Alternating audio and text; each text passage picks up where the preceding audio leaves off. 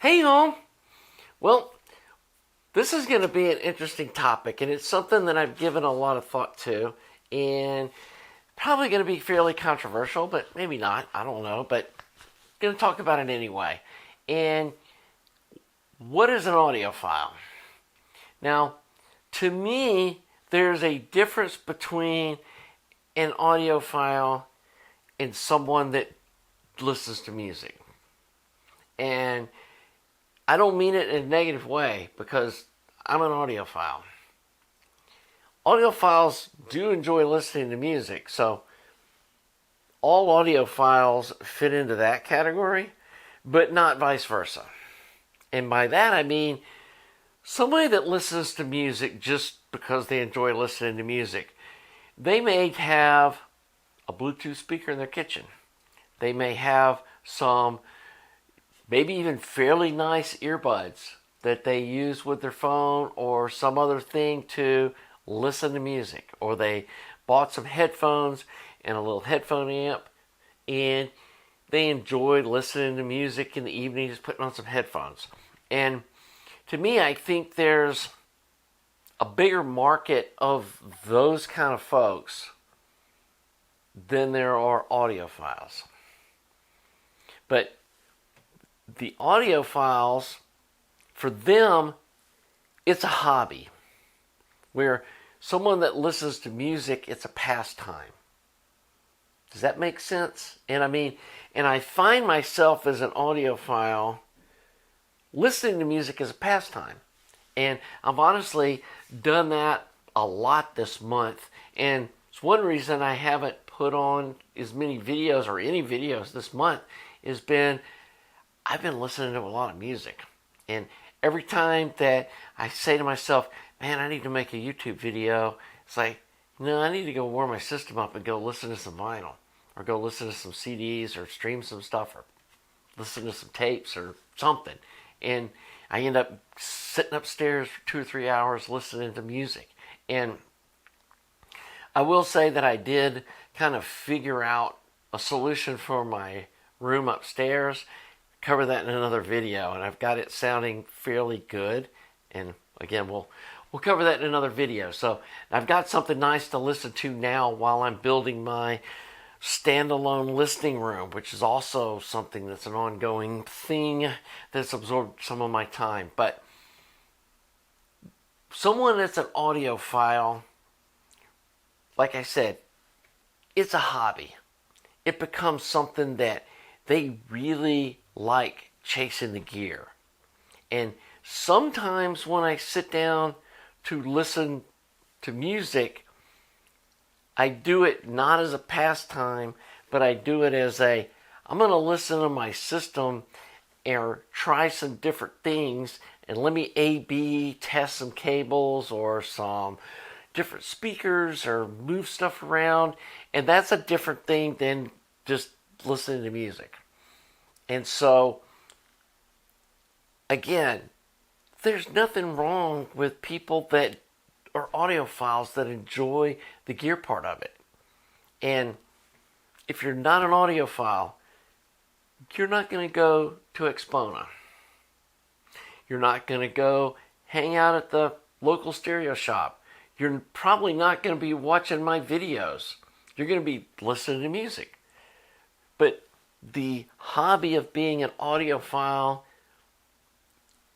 is also a pastime, but it's just different than the listening to music part of it. I don't know how, I hope I'm explaining this right, where you can understand what I'm saying. And I feel like that some folks that are in this camp like make fun of audiophiles and like, oh man, you're an idiot for having 5 different amplifiers and 5 different funnel cartridges, and you've spent thousands of dollars chasing the sound. Just enjoy what you've got, and I get that. If this is your goal, to have the pastime of listening to music, and you may be watching my channel trying to get here and to have a really nice system, but then you're going to be done. Once you get something that sounds good, you're not going to just keep going like, well, maybe there's something better, or maybe there's something different, or I want to go listen to this, or let me go try that, or I want to go, you're not going to do that. You're just going to be done over here. And I think the hi-fi industry is changing, and they need to recognize that. And I think as someone who's making audio gear, I need to kind of figure that out too. That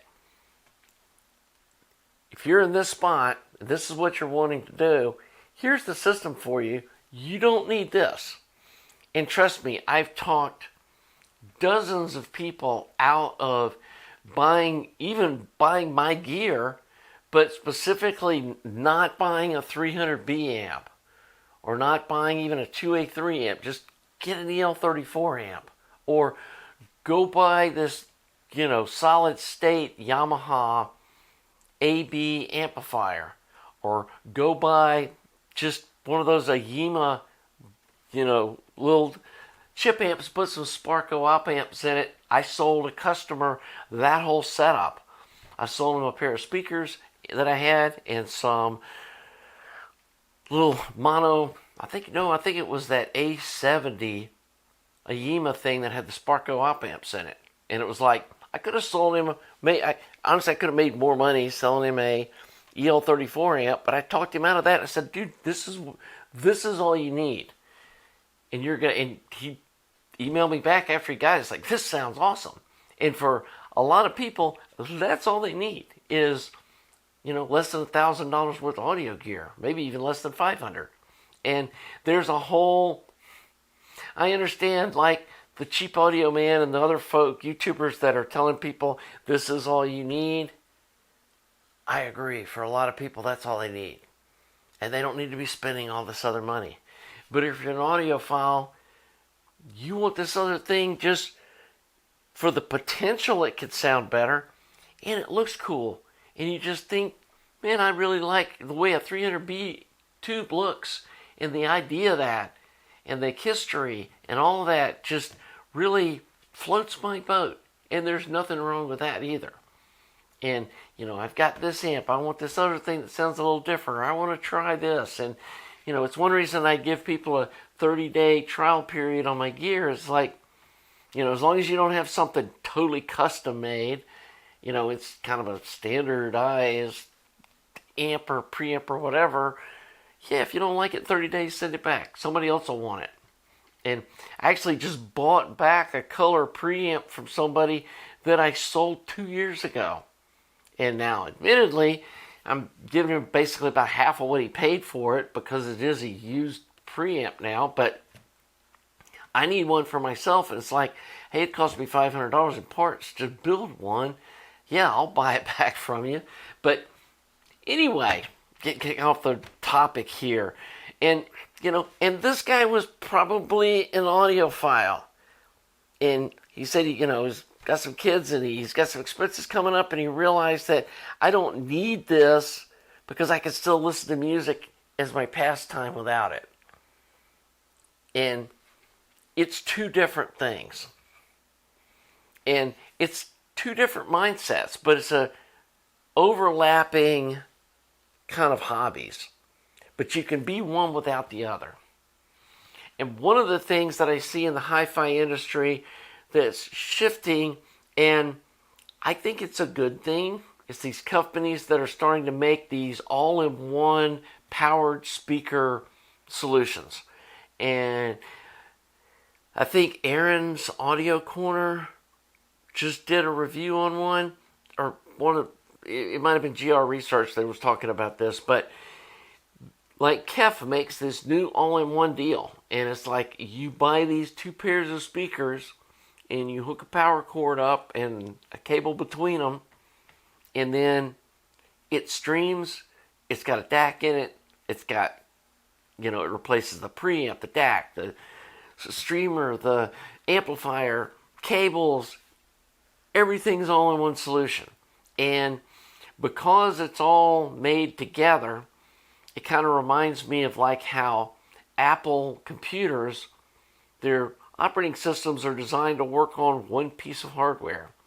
And so the speakers that have the amp built in them and the streamer and everything, they can DSP them and do whatever they need to do because they know they're not going to be hooked up to some other speaker. It's like, these are the speakers, this is the amp, and they can tune it all to sound really nice.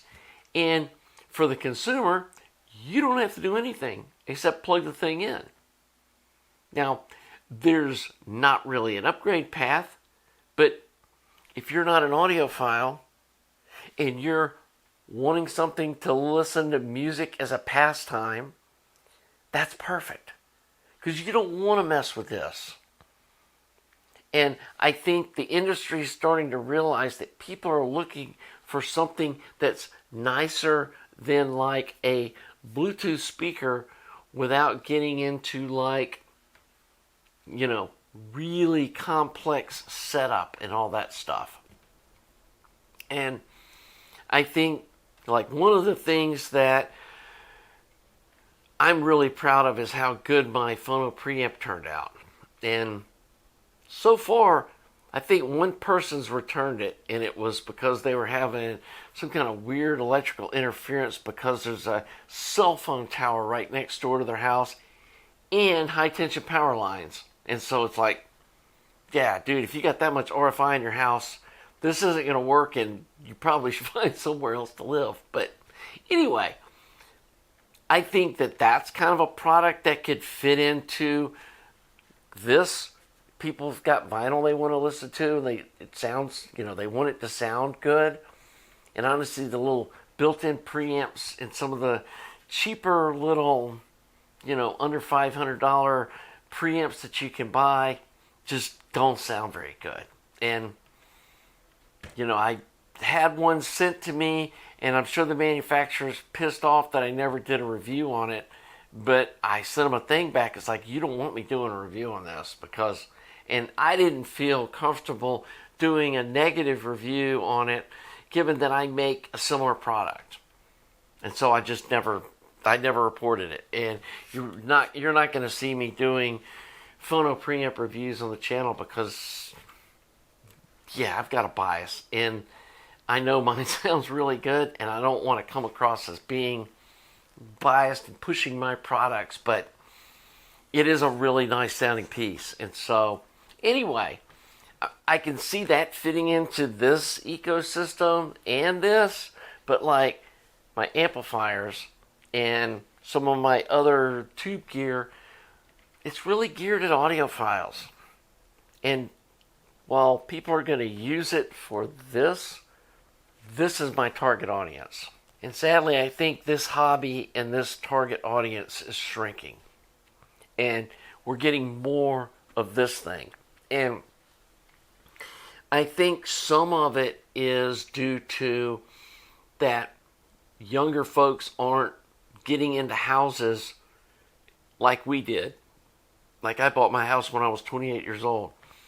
There aren't many 28-year-olds today that own a house that have a place to put a big sound system that is this audiophile type stuff. And so, you know, maybe as these generations get a little older and start owning houses, that this hobby will pick back up.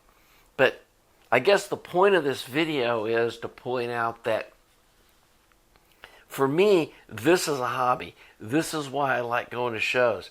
This is why I have friends that sometimes we talk for hours on the phone about audio gear, because it's a hobby. Just like some folks are into restoring old cars. And then some folks just want to go buy a new Porsche or a new Camaro or Corvette or whatever and just have a fun car to drive, which is this. But they're not interested in it being just like a big hobby. And they're not going to be going to car shows. And they're not going to be hanging out at the shop or have a big garage and a bunch of tools and spend their weekends out working on cars. They just want to go pastime, go out and enjoy it. And so, anyway, I just hadn't seen too many people online talking about the difference between folks that listen to music and audiophiles, and that while this group is more focused on the gear. And we really think that the gear's cool, and, you know, just the aesthetics of it, and, you know, like those old Marantz receivers, and some of it for me is, it is like a memory reflex, where when I see this old tube gear, it reminds me of being like at my grandma's house when her radio quit working. And even as a kid, I understood, hey, it's probably these tubes. Let's take them out and take them up to the drugstore. And we did, and we put them in and found a couple of bad tubes, and they had a rack with tubes in them. We took them home, and I plugged them back in for her, and it fixed her radio. And seeing those tubes glowing and stuff, just, it brings back memories of visiting with my grandma when I was a kid. And some of you probably have those same kind of experiences, and younger kids never experienced any of that. And so the folks that did, we're going to be dying off. And so what's going to survive is the folks that do this, that appreciate what these sound like. And maybe they will get into the hobby just kind of as a side aspect of this other, of spending time listening to music. And this is what I tell people that don't listen to music for enjoyment as a pastime. I try to sell people on that as, I mean, it's really just like mental health therapy. I mean, maybe one of the reasons that I've been listening to music so much the last month is I've been dealing with some stress and health problems, and just, yeah, I can say it, I was feeling a little depressed. And just sitting down listening to music got my mind off of this, and was able to just really kind of get in a better headspace. And I think that's what listening to music can do for anybody. And so, anyway, kind of rambling in circles now, so I think we're going to wind it up here. Hope you enjoyed this video. And it's, like I said, it's something I've been thinking about for a while, and, you know, been reading some online comments when people are saying, you know, stop obsessing about that stuff, just go listen to music. And it's like, but that's your hobby.